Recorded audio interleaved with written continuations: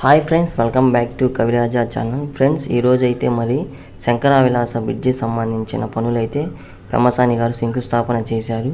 So శంకుస్థాపనకి ముందు అంటే present ఇప్పటివరకు ఎంతవరకు అయితే పనులు జరిగాయో సో ఈ వీడియోలో చూద్దాం. సో ప్రజెంట్ మీరు చూస్తుంది బ్రాడీపేట అనమాట. సో బ్రాడీపేటలో ఎక్కడా కూడా వర్క్స్ అనేవి ఏమీ కదిలించలేదు. సో వీళ్ళు కొంతమంది కేసులు వేశారు.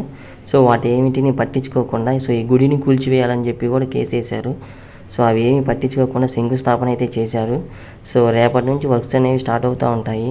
సో కొత్తగా ఎవరైనా ఛానల్ చూస్తుంటే లైక్ చేయండి, షేర్ చేయండి, సబ్స్క్రైబ్ చేసుకోండి. సో ఈ యొక్క శంకర్ విలాస్ బ్రిడ్జికి సంబంధించిన అప్డేట్స్ అనేవి మన ఛానల్లో ప్రతిరోజు వస్తూ ఉంటాయి. సో కొత్త వాళ్ళు ఎవరైనా ఉంటే లైక్ చేయండి, షేర్ చేయండి, సబ్స్క్రైబ్ చేసుకోండి.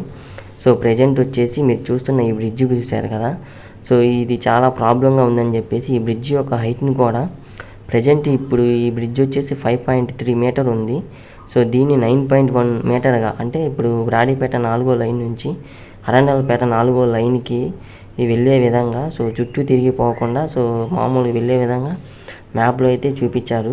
సో రేపు మాపై బ్రిడ్జిని కూడా ఈ యొక్క ట్రాఫిక్ మొత్తాన్ని కూడా వేరే చోట్లకి మలిచి సో తర్వాత సో ట్రాఫిక్ మొత్తాన్ని కూడా ఎక్కడికక్కడ ఎక్స్టెండ్ చేసేసి సో ఈ బ్రిడ్జికి సంబంధించిన పనులు రేపటి నుంచి అయితే స్టార్ట్ అవుతాయని చెప్పేసి చెప్తా ఉన్నారు.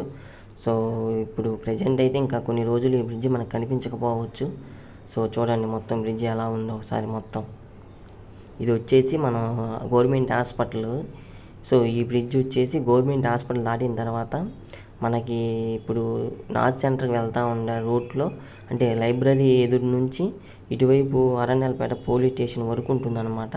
సో మొత్తం 1.5 కిలోమీటర్లు అయితే కొత్త బ్రిడ్జి అయితే ఒక ప్లానింగ్ అయితే ఉంది. సో ట్రాఫిక్ మొత్తాన్ని ఇటువైపు 300 వైపు, అటువైపు ఏమో జేకేసీ కాలేజీ కంకరకుంట లైన్కి అయితే ప్రజెంట్ అయితే మళ్ళుస్తున్నారు. సో రేపటి నుంచి బ్రిడ్జి పైన ఏ వెహికల్స్ కూడా వెళ్ళకపోవచ్చు. సో లేదంటే కొన్ని రోజు మరి శంకుస్థాపన అయితే జరిగింది ఈరోజు అయితే. సో ఇంకా అరండల్పేట 10వ లైన్ కాడ నుంచి అయితే వర్క్స్ అనేవి స్టార్ట్ అవుతాయని చెప్పేసి పెమ్మసాని గారు అయితే చెప్పారు. మీరు చూస్తున్న లైన్ వచ్చేసి 10వ లైన్ అనమాట. సో ఇప్పటివరకు అయితే ఏమీ అవ్వలేదు. సో రేపటి నుంచి ఏమైనా అవుతాయో అవ్వదో చూద్దాం వీడియోలో.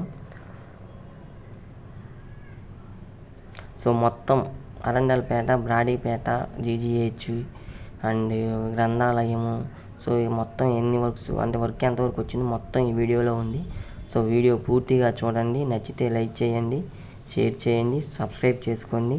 సో మరిన్ని వీడియోస్ కోసం మన ఛానల్ని సబ్స్క్రైబ్ చేసుకోండి. Please subscribe my channel.